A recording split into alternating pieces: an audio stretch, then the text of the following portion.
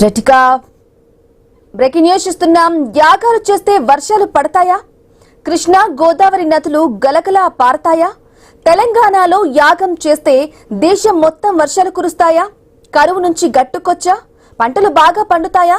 ప్రశ్నలు చాలానే ఉన్నాయి, కానీ సమాధానాలు మాత్రం ఎక్కడా? వర్షాల కోసం వరుణ యాగం, నదులు కలకలలాడాలని పూజలు, రాష్ట్రం సుభిక్షంగా ఉండాలని హోమాలు, అంతా బాగానే ఉంది. హిందూ సంప్రదాయాలు, ఆధ్యాత్మిక విశ్వాసాలను తప్పుపట్టాల్సిన అవసరం లేదు. ఎవరి నమ్మకం వారిది. కానీ అసలు ప్రశ్న ఒక్కటే, రైతు సంక్షేమం కోసమే వరుణ యాగం నిర్వహిస్తున్నామని చెబుతున్నప్పుడు ఆ రైతు ఎదుర్కొంటున్న అసలు సమస్య సంగతేంటి? మద్దతు ధర కోసం రైతు ఎందుకు ప్రభుత్వాన్ని పదే పదే ప్రశ్నించాల్సి వస్తుంది? పంట నష్టపోతే రైతుకు భరోసా ఎంత? రైతు బంధు పరిస్థితి ఏంటి? రైతు బీమా అమలు ఎలా ఉంది? ఇక యూరియా కోసం రైతు పడుతున్న ఇబ్బందులు చూస్తే మరికొన్ని ప్రశ్నలు వస్తున్నాయి.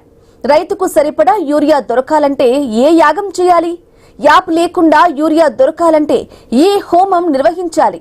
ఎరువుల కోసం రైతు క్యూలో నిలబడాల్సిన పరిస్థితి ఎప్పుడు మారుతుంది? ఈ సమస్యల నుంచి గట్టెక్కేందుకు అసలు ఎన్ని యాగాలు చేయాలి?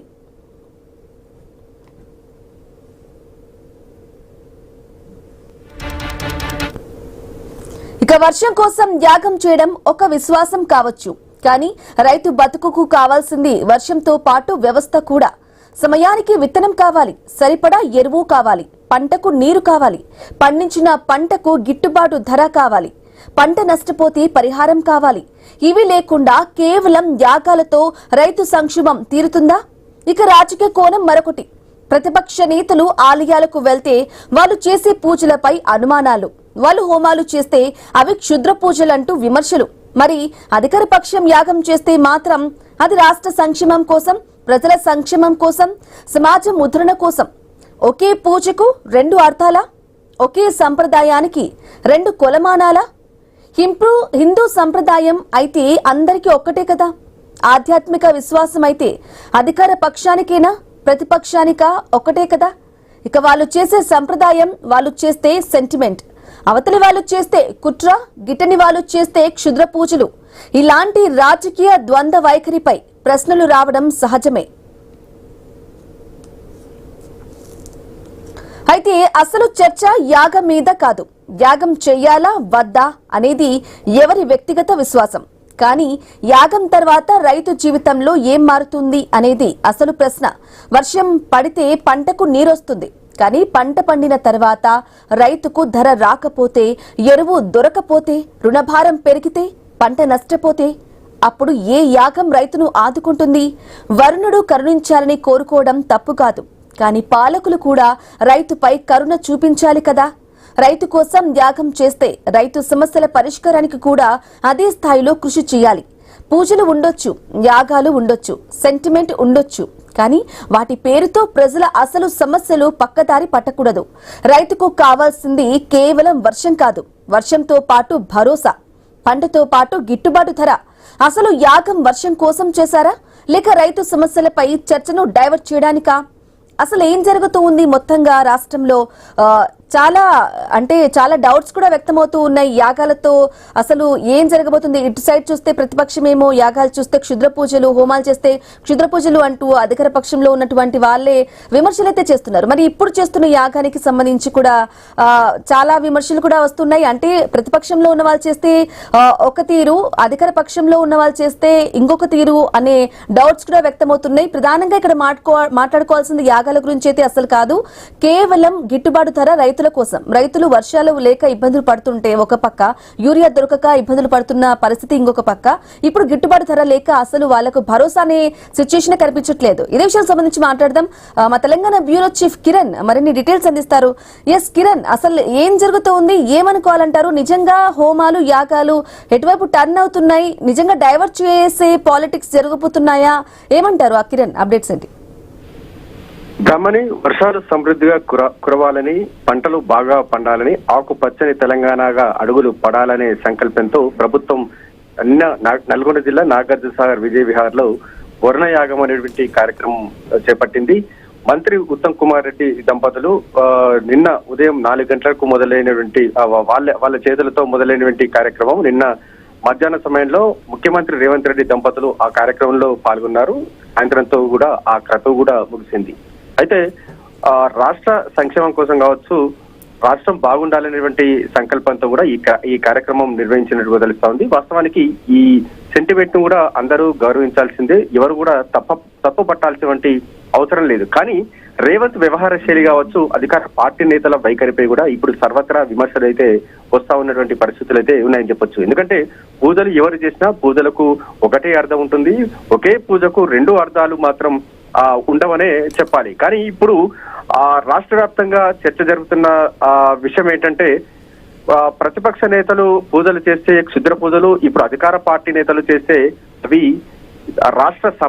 రాష్ట్రం కోసం, సమాజం ఉద్ధరణ కోసం చేసేటువంటి పూజల అనేటువంటి విమర్శలు కూడా వ్యక్తమవుతున్నటువంటి పరిస్థితులు కూడా మనం చూస్తా ఉన్నాం. వాస్తవానికి రాష్ట్రంలో ఉమ్మడి నల్గొండ జిల్లా అంటే అత్యధిక వరి పంట సాగులో కూడా రాష్ట్రంలో 2వ స్థానంలో ఉన్నటువంటి జిల్లాగా ఉమ్మడి నల్గొండ జిల్లా అని చెప్పొచ్చు.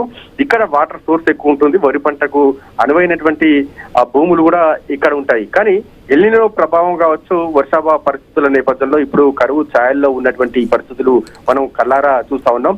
ఎందుకంటే నాగార్జున సాగర్ పూర్తిగా అడుగంటినటువంటి పరిస్థితులు అయితే ఉన్నాయని చెప్పొచ్చు. గతేడాది ఆ ఏడాది కూడా చూసుకున్నట్లయితే జూన్ జూలై మాసంలోనే నాగార్జున సాగర్ నిండుకుండలా తయారైంది. జూలై మాసంలోనే నాగార్జున సాగర్ క్రస్ట్ గేట్లు ఎత్తి కూడా దిగువకు నీటి విడుదల చేసేటువంటి పరిస్థితులు మనం చూసాం. కానీ ఇప్పుడు ఆగస్టు మాసం వచ్చినప్పటికీ కూడా నాగార్జున సాగర్ పూర్తిగా అడిగంటినటువంటి పరిస్థితులు అయితే ఉన్నాయని చెప్పొచ్చు. గతంతరం లేని పరిస్థితుల్లో చాలా మంది బోర్లపై కూడా ఆధారపడాల్సినటువంటి పరిస్థితి. ఎందుకంటే యాగాలు చేస్తే వర్షాలు కురుస్తాయో తెలియదు, కానీ ఇప్పుడు రైతుకు మద్దతు ధర కావాలి, రైతుకు సాగునీరు కావాలి, రైతుకు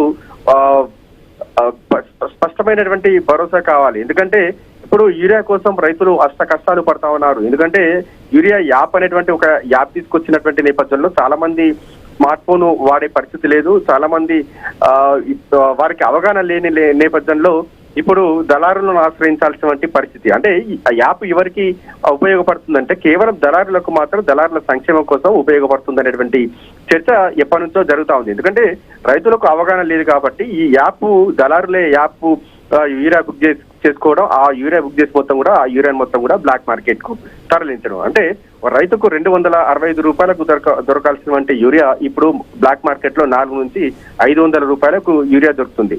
మరోవైపు మొన్నటిదాకా ధాన్యం కొనుగోలు సంబంధించి కూడా రైతులు చాలా నానా తంటాలు పడ్డటువంటి పరిస్థితులు అయితే ఉన్నాయని చెప్పొచ్చు. జూన్ మాసం వరకు కూడా ధాన్యం కొనలేని పరిస్థితి ఉంది. ఆ పరిస్థితి ఉన్న నేపథ్యంలో వర్షం వచ్చి కూడా మార్కెట్ లో చాలా ధాన్యం తడిచిపోయినటువంటి పరిస్థితులు కూడా మనం చూసాం. అంటే ఎటువంటి యాగాలు చేస్తే రైతు సంక్షేమం వైపు అడుగులు పడుతుంది, ఎటువంటి యాగం చేస్తే రైతులకు యూరియా దొరుకుతుంది, ఎటువంటి యాగం చేస్తే రైతులకు మద్దతు ధర దొరుకుతుంది అనేటువంటి విమర్శలు ఇప్పుడు వస్తా ఉన్నాయి. ఎందుకంటే రైతు సంక్షేమం కోసం యాగం చేస్తున్నారు, వర్షాలు పడాలని యాగం చేస్తున్నారు అనేటువంటి సెంటిమెంట్ కూడా ఎవరు తప్పుపడతలేరు. కానీ రైతు కోసం, రైతు మద్దతు ధర కోసం కూడా ప్రభుత్వం పాటు పడాలి కదా అనేటువంటి విమర్శలు కూడా ఇప్పుడు సర్వత్రా వినిపిస్తున్నటువంటి పరిస్థితులు కూడా చూస్తా ఉన్నాయి. నిన్న నాగార్జున సాగర్ ఆయకట్టు సంబంధించిన రైతులు కూడా ఐన్యూస్ తో మాట్లాడడం జరిగింది. ఇటువంటి యాగాలు కాదు, అంటే వర్షాల కోసం యాగాలు చేయడం కాదు, తమకు మద్దతు ధర ఇవ్వాలి, రైతు భరోసా సంబంధించినటువంటి డబ్బులు ఇవ్వాలి, రైతు బీమా భరోసా ఇవ్వాలి, ధాన్యం సకాలంలో కొనుగోలు చేయాలనేటువంటి డిమాండ్ తో పాటు అక్కడ యూరియా దొరకడం. ఎందుకంటే ఇప్పుడు ఆగస్టు మాసం వచ్చింది కాబట్టి ఇప్పుడు యూరియా అవసరం ఉంటుంది. వరి పంట ఏపుగా పెరుగుతున్నటువంటి నేపథ్యంలో ఇప్పుడు యూరియా చాలా అవసరం ఉన్నటువంటి నేపథ్యంలో మరి యూరియా దొరకాలంటే కూడా ఎన్ని యాగాలు చేస్తే మాకు అటువంటి యూరియా బస్తాలు దొరకాలనేటువంటి విమర్శలు కూడా వస్తా ఉన్నటువంటి పరిస్థితులు అయితే ఉన్నాయని చెప్పొచ్చు. మరో రాజకీయ కోణం కూడా చూసుకోవచ్చు. మాజీ మంత్రి హరీష్ రావు కొద్ది రోజుల క్రితం తన కుటుంబ సభ్యులతో కూడా ఆలయానికి వెళ్లడం జరిగింది.